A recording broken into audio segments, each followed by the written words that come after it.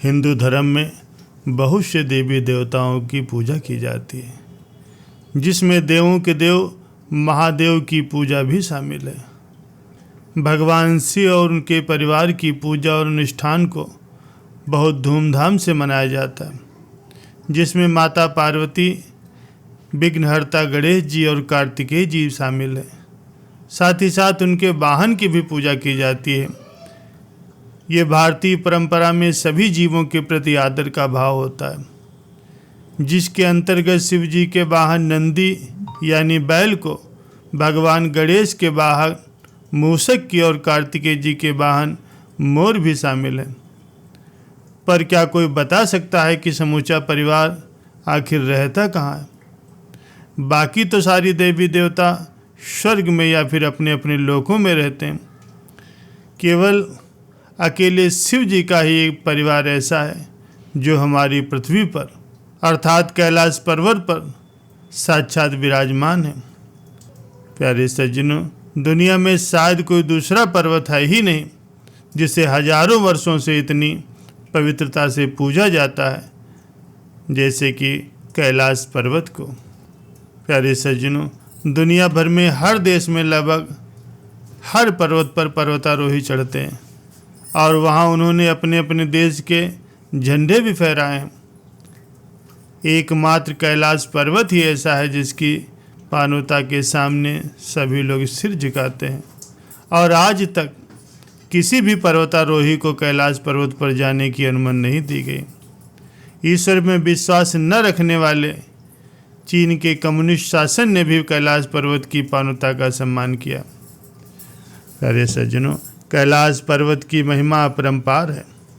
यहाँ आदि शंकराचार्य जी आए थे, गुरु नानक देव जी आए थे, भगवान स्वामी नारायण अपने बाल्यकाल में नीलकंठ के रूप में यहाँ पधारे थे।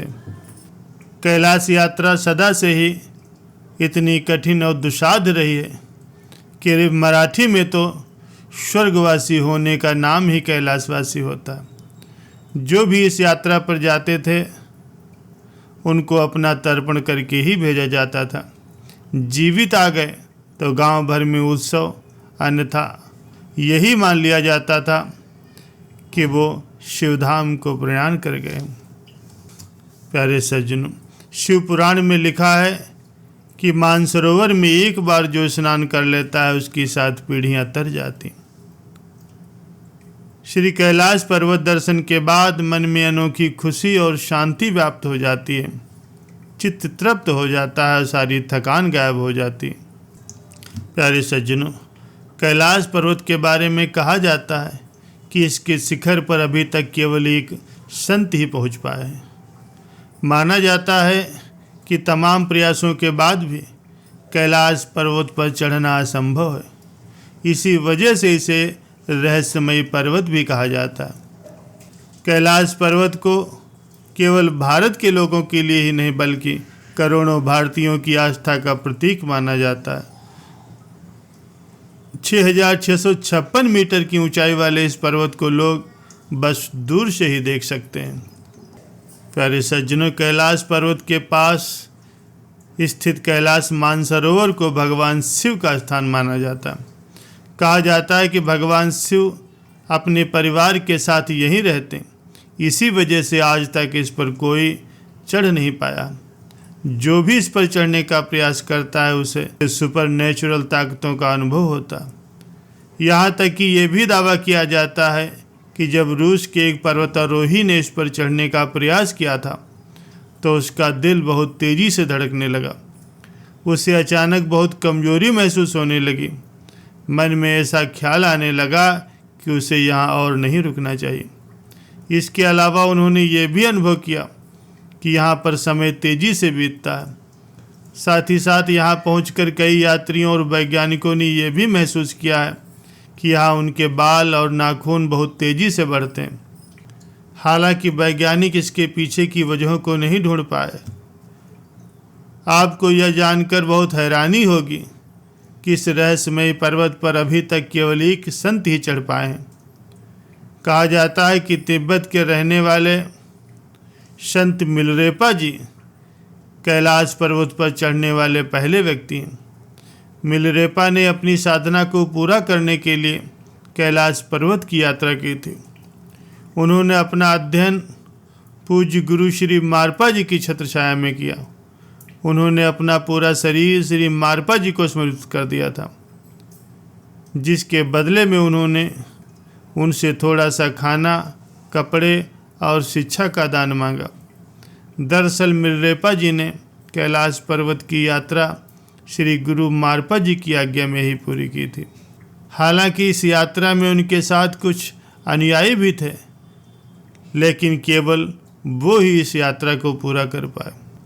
कहा जाता है कि कैलाश पर्वत पर पश्चिम दिशा की ओर से इन्होंने चढ़ाई करनी शुरू की थी। इस यात्रा के बीच उनकी मुलाकात एक बौद्ध धर्म के जाने माने प्रचारक नरोवान जी से हुई। नरोवान जी ने मिलरेपा जी के सामने एक शर्त रखी और कहा, इस शिखर पर जो पहले पहुंचेगा उसका कैलाश पर्वत पर वर्चस्व होगा। मिलरेपा जी ने ये शर्त मान ली। इसके बाद दोनों ने एक साथ ही इस पर्वत की यात्रा शुरू कर दी।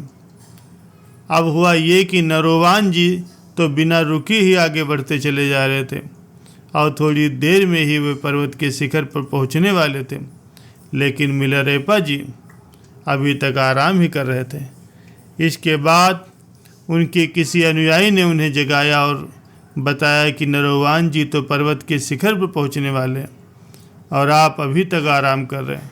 फिर मिलरेपा जी ने काफ़ी तेज़ी से पर्वत की चढ़ाई शुरू कर दी और कुछ ही समय में वो शिखर के निकट पहुंच गए। इस बीच नरोवान जी भी शिखर की ओर तेज़ी से बढ़ने लगे। तभी सूर्योदय की पहली किरण उनके चेहरे पर पड़ी, जो इतनी तीव्र थी कि वो पीछे हट गए। इसी बीच मिलरेपा जी कैलाश पर्वत के शिखर पर पहुंच गए। नरोवान जी को अपनी गलती का एहसास हुआ कि उन्होंने अपराध भाव से इस शिखर पर चढ़ने का प्रयास किया था। फिर उन्होंने मिलरेपा जी से माफ़ी मांगी। इस तरह मिलरेपा जी कैलाश पर्वत के शिखर पर पहुंचने वाले पहले व्यक्ति बन गए। कहा जाता है कि इसके बाद मिलरेपा जी ने कई सालों तक कैलाश पर्वत पर रहकर ही साधना की। साधना करने के बाद फिर वो वापस लौटकर अपने गुरु मारपा जी के पास आए। इसके बाद मारपा जी ने उन्हें एक अंधेरी कोठरी में बंद कर दिया, जहां उन्होंने अपनी तंत्र विद्या को पूर्ण किया, लेकिन अभी भी उनकी विद्या संपूर्ण नहीं हुई थी। जिसके बाद वो ऋषि मारपा जी के गुरु श्री नरोपा जी के पास गए, जहां उन्होंने संपूर्ण शिक्षा प्राप्त की। कहा जाता है कि मिलरेपा जी अभी भी जीवित हैं, जो कि कैलाश पर्वत की किसी गुफा में बैठ कर के अब भी तपस्या कर रहे हैं। लेकिन सच क्या है, इसके बारे में कोई नहीं जानता।